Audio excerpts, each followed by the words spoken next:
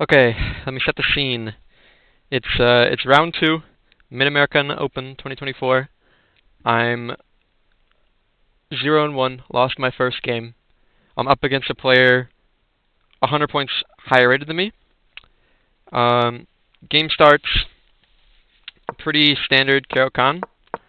And then here I diverge immediately. Um, the normal move here is knight takes on e4, and then they can go into knight f6, or they can go into bishop f5, and that's all theory.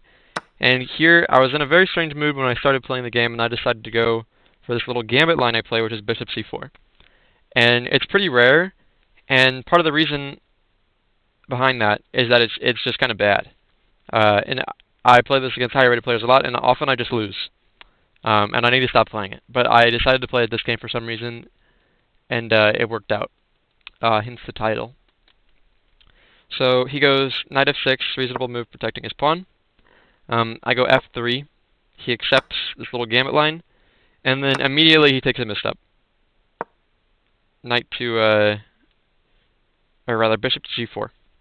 And the reason this is a problem is because he will lose this bishop in two moves by force. And the line is bishop f7, king f7, knight e5, king g8 I think engine gives, but he plays king e8, which is okay. Knight takes, and then sometimes they take here, he goes knight bd7. Okay, so let's look at the position. Material is equal, but his pawn is isolated, whereas my pawn, I could play maybe c3 at some point, maybe c4 if I want to be more aggressive, as soon as I move this knight, that is. And also he cannot castle. So I have the advantage. I know I'm better. Engine loves this position for white already. It says like plus 1.5 or something. So pretty good, comfortable position. It's definitely not losing for white. I've definitely lost as white in this position before.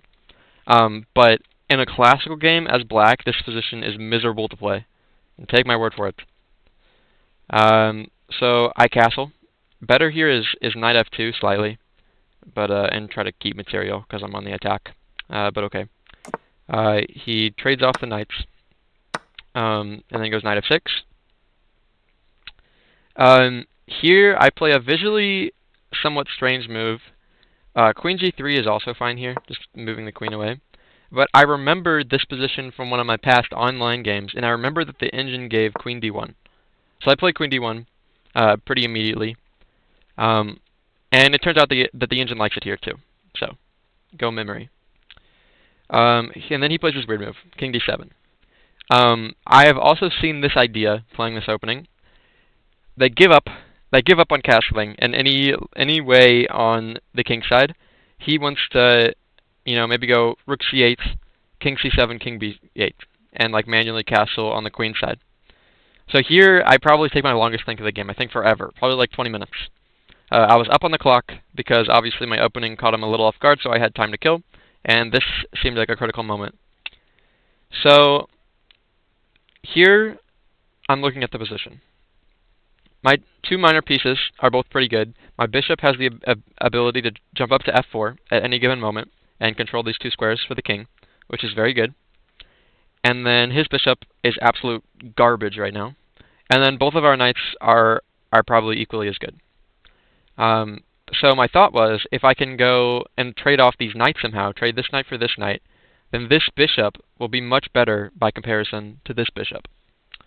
So that's what I do. I find a creative move. I go knight e4. And it looks like it just hangs the knight.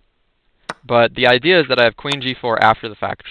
And maybe he plays e6, maybe he goes king to c7. And then I take the knight, and then I'm happy. My bishop's good, his bishop's garbage. Okay, so he sees this, and he goes king c8, trying to escape. But this just isn't as good anymore.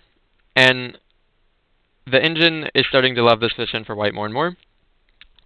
Because his rooks aren't connected, and it's going to be very difficult for his rooks to be connected.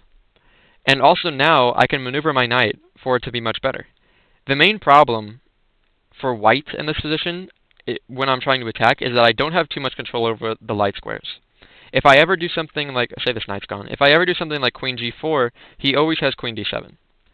So I figured if I can maneuver this knight to control the light square somehow, maybe something like knight c5, yeah, I would just be much better. And maybe, bishop f4, knight c5, and then I would just be good.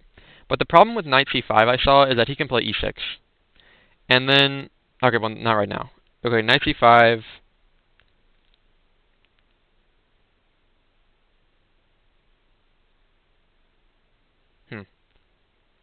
Okay, knight c5 was also a candidate move. The move I ended up playing was knight g5. And the reason is that it attacks this square, which is vulnerable, and it attacks this, it also threatens this fork. So I'm just making more threats. I like this move slightly more than knight c5, and I think the engine agrees. So I was expecting some passive queen e8 here, but he goes queen to d5. I go rook e1, setting up a little bit of a veiled threat, and then he plays a6, completely missing my idea. So actually, believe it or not, the best move for white, or for black rather, is to sacrifice an entire pawn. The engine says e5. Even after rook takes e5, it says this is the best case scenario, because otherwise your bishop is going to be put in jail because of my move. He plays h6, I go knight e6. And now my knight is protected by this rook that I placed on e1 so conveniently last move. His bishop can't develop normally because this e7 pawn is blockaded by my knight. So how does this bishop ever develop? How does he ever develop? He can play g5, but he can't go bishop g7 because my knight takes. So his only way of, making it useful is maybe like g6, h5, bishop h6, and that's just too much tempo. And by then I'll be storming his king. He has no time. Not to mention that I could snap off this bishop, and after rook takes, I can just go rook takes e7 if I want to be up a pawn. So this knight on e6 is a god. It's not going anywhere. He plays queen d7. I have no idea what the purpose of this move is. I think it was to protect e7. So after knight f8, rook f8, there's no rook e7. But it's just far too slow. I don't like it at all. I don't know what he should have played. I wouldn't have cashed out for the pawn though. My position, it's begging for more than a pawn. I wouldn't have played knight takes f8 unless it was necessary. Okay, I play c4, top engine move, and now already the engine loves me for white. It says I'm winning. Because it's knight on e6, irremovable, I'm just going to storm these pawns. I'm going to develop my bishop. I'm going to go rook g8. I'm going to play d5.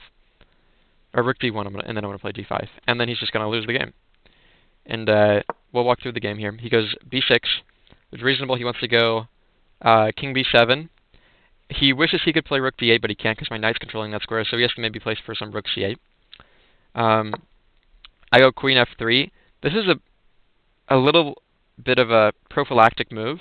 I'm anticipating king b7, and I'm making it available for maybe a plan to be b4, b5, and then he can't take because of the pin on his king. And then also, if his king goes anywhere else somehow, his rook is hanging in some lines. Okay, so he goes g5, the top computer move, just trying desperately to get some counterplay on the board. I go b4, continuing with my plan. King b7, and then here I started looking at some tactics. I was planning this move, queen a3. And then after, he goes somewhere, I don't know, rook g8, I have b5, threatening queen a6, which looks pretty brutal. And if he takes, just saying, oh, I'm going to lose a pawn, I have knight takes on f8, and after rook takes back, I have rook e7. But this plan doesn't quite work. And the problem is that after I go queen a3, he can just go a6. So let's say a6 here. And now b5 doesn't work. Because if this, he can just take. And then now I'm actually just losing a pawn, and it's no good. So I missed this in the game, but that was the plan. I ended up playing bishop e2. Oh, another thing to mention in this line. After here, let's say there, here, let's say he plays rook g8. If I go b5 here, and let's say he takes, after knight takes f8, he has this intermezzo check. And so that's no good. So I actually have to defend the d4 square before any of that works. Which I do with bishop e2, still going for this queen a3 idea. I go queen a3, and then I realize that he can play a6. And then I don't have any threats. But the problem is that my knight's still on e6. This position's crushing. Computer says like any move is winning here. Plus 3. I can play G3 right now and be completely fine. Just play it completely safe. I play a little bit more actively. I go Rook A D1. He goes Rook G8. Just again desperately trying for some counterplay. I think probably better was H5 and maybe some Bishop H6. Just do something. Do something. And he can't even do anything with these pawns over here. If he ever goes B5, I instantly play Knight C5. And then same thing, if he ever goes C5, I just take with the B pawn. And then he can't take back because of Knight C5. And then that would be a fork on the King and Queen. So I go D5. And then this wins the game on the spot. He takes, I snap off the knight so that I can have control of the D7 square later. I go Rook takes on D5 after the trade. And then, whoops. And then he goes here. And then I find the best move for white here. Queen D3 plus 11 for white here. And he plays Bishop E7, which I was expecting. It makes sense.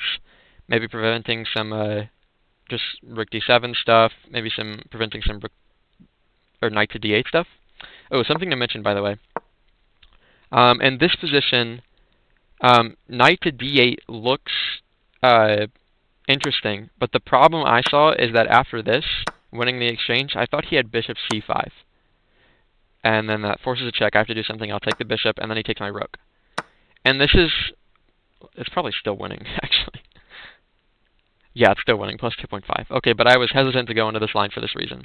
But I could even, like, just take here, and then I'm just winning. Okay. Okay, but he goes Bishop E7, and then I predict this, and in this move there's forced mate in 5 for white, which I had spotted.